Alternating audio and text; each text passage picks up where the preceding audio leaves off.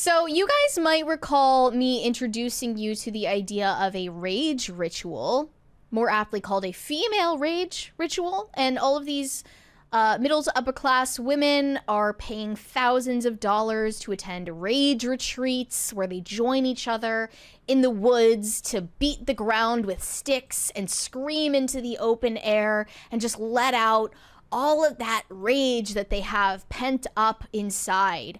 And there is a new iteration of this. It's called a Scream Club, and there are many Scream Clubs cropping up internationally. They're in many major cities at this point. I saw chapters in Seattle, San Francisco, in Palm Beach, in London, in Detroit, in Chicago, in Austin. They're cropping up all over the country and overseas.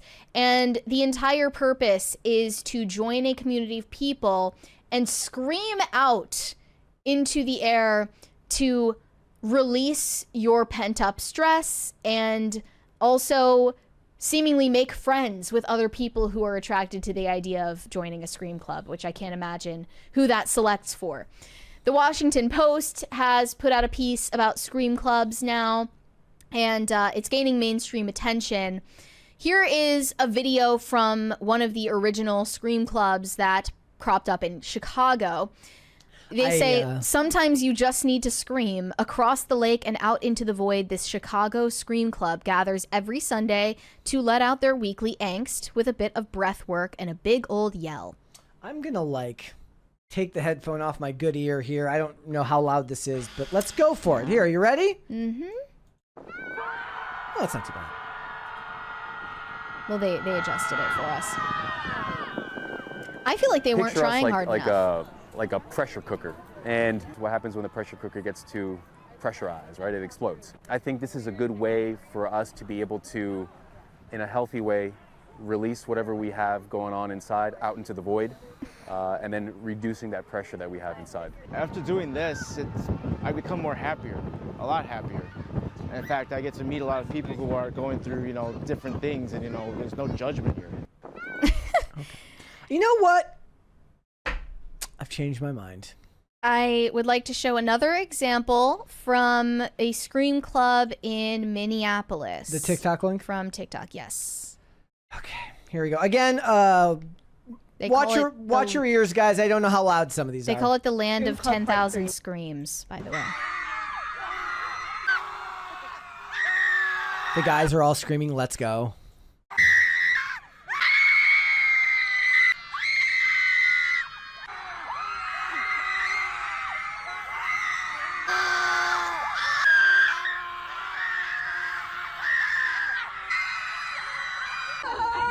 Where's the 6'7" guy from that video yesterday? We need to get him over here. Hey guys. Okay. So that was another example of a Scream Club. And the guy that you saw in the video from Chicago is the founder of the official Scream Club, which has multiple chapters throughout the country. And he says that he is a men's coach and breathwork practitioner. He says in his sessions, he has seen how powerful sound can be for emotional release. Some of the most transformational breakthroughs he has witnessed happen when people finally allow themselves to scream, to move stuck energy, release old emotions, and feel fully alive. So him and his wife came up with this idea, and now it's trademarked and it's spreading to other cities. It's contagious. And there's another chapter now in Austin. There is another in London. And they also did a piece on the London Scream Club in The Guardian. This is one of several gatherings across the UK where mostly young people meet to scream into the open air as a form of release. A TikTok video of a public group scream in Minneapolis went viral, inspiring offshoots, and now cities including London and Birmingham. Participants follow a few simple rules. Hydrate, respect your body's limits. If you feel dizzy, pause. That's according to their website. For many, it's not just about noise, but connection, community, and finding new ways to cope with stress. One says, it's important to connect with others. In a city like London, people are constantly stressed. It's nice to be able to release your energy together.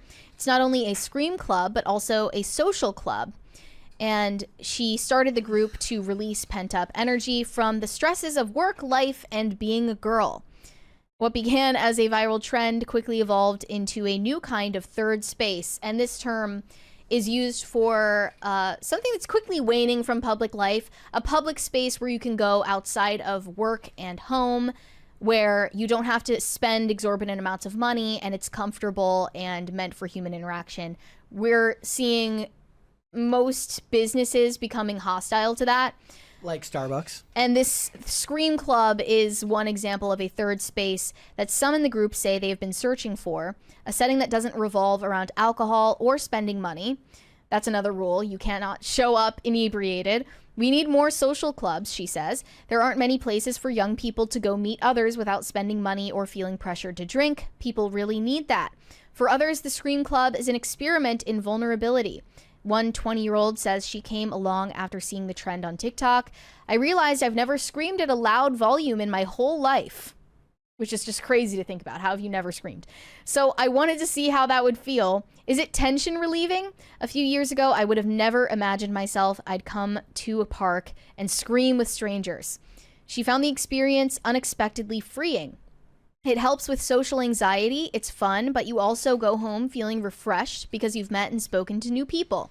That in itself is a kind of therapy. And I think that's really the answer here as to why they're doing this. They kind of just want to talk to people, and screaming is the excuse to do it. It releases endorphins. I don't think screaming is really the focal point here. Yeah, but the thing it does, it releases endorphins. You will feel different after doing so. But what they're clearly hungering for is a community, not Originally, screaming. I was going to hate on principle, but you know what? Whatever. As long as nobody's trying to record like a movie scene down the street, I guess I don't care. Can you pull up the Instagram of the London Scream Club, by the way? Because it's clearly run by They're aesthetic maxing. a Gen Z girl. They're putting together these mood boards and different inspiration pictures for how you can prepare for your scream. You know, you gotta have your matcha for an energy boost in the morning course. before you go to the Scream Club. And you gotta have, some lip balm so your lips don't get chapped while you're screaming. You gotta have your Stanley cup to rehydrate in the middle of your screaming session. And it's become a whole lifestyle for some of these people, apparently. It is a trend that will wane, and in 3 months they will be on to. The ones who lost weight will go on to Run Club, and the ones who didn't lose weight will go on to Twerk Club. And I'll say, to be fair to them, at least the people organizing the Scream Clubs aren't charging exorbitant amounts of money like the women who were organizing the female rage rituals. Yeah, like my instinct was that I was going to hate on this. I'm like, you know what? It's fine. I don't care one bit. Like, this is I think a lot of the intellectualizing around why you do it is a little bit corny, and certainly the guy talking about being like a teacher of breath work is a bit corny, but young people getting together, and albeit for something that the average person might consider silly, on its face I understand exactly why they would do it, because like I said, screaming does release endorphins. It does have a chemical it does have a chemical effect on your body, and then they obviously give you examples as to why. It's the social interaction. It's all of these other things. I can't hate. I can't hate on this. I thought I was going to hate on this. I can't hate on this. I also wanted to mention that in case you don't have a chapter of Scream Club near you, you can participate virtually on screamclub.club. And I just want to give a demonstration. So we can listen to the screaming. We can listen to a live feed of people screaming literally right now. I hope this works. Here we go. I hope it does. Oh, it's like Is it allowing you to listen? Oh. Yep.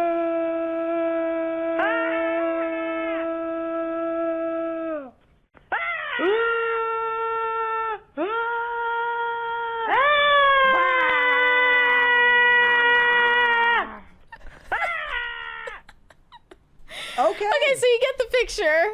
That's what you could do if you don't have a Scream Club in your city. Look, like I said, I can't. That's I can't actually hate on this. people screaming in real time. I am Team Scream Club. Like so another skit idea, like you show up thinking it's going to be fans of the movie Scream and it's just people screaming out into Show up with your merch. like I show up in a ghost face mask and they're like, what are you doing? What's going on? And then they interviewed another student, a 21-year-old, who said they discovered this also through social media, saying, I've been stressed out a lot recently. I can't really scream at home. My parents would be confused. But here, everyone is in the same boat. Nobody's judging you. He believes the trend reflects the difficulty many young people face in accessing mental health support, citing how in the UK, they obviously have the NHS system. They can't get access to a therapist. There are huge wait times to that's interesting. to get private therapy. I thought socialized healthcare was the way to go. Yeah, right. Coming here and having some sort of stress relief, even if you're not talking about your problems, works for people. And that's another thing. I think they're really underselling the value of the conversation that follows after the scream. That's the valuable part in all of this. And that's why I'm willing to give them credit where it's due. People want to talk to other people, even if they're not talking to a therapist about themselves and their own problems. It sometimes is more therapeutic to take an interest in other people and also just have basic pleasantries with strangers, which is increasingly just becoming a thing of the past as we turn to kiosks to order our food, and everything has an app. They would talk back in the day about how what was the store that introduced cashiers specifically for older patrons who wanted to talk? Do you remember that? There was a store where vaguely older people could go through lines where it was they were expected to have longer conversations because that's what the older people were there to do. But that's even just that being something that they had to implement is so sad to me. Yeah. It's a breakdown of social order and the way things work in your community. And even cars really make people feel so alienated from their larger community and society in general, because you're in this tiny space that's totally private. You can listen to whatever you want to listen to in the car. You control the temperature inside your car.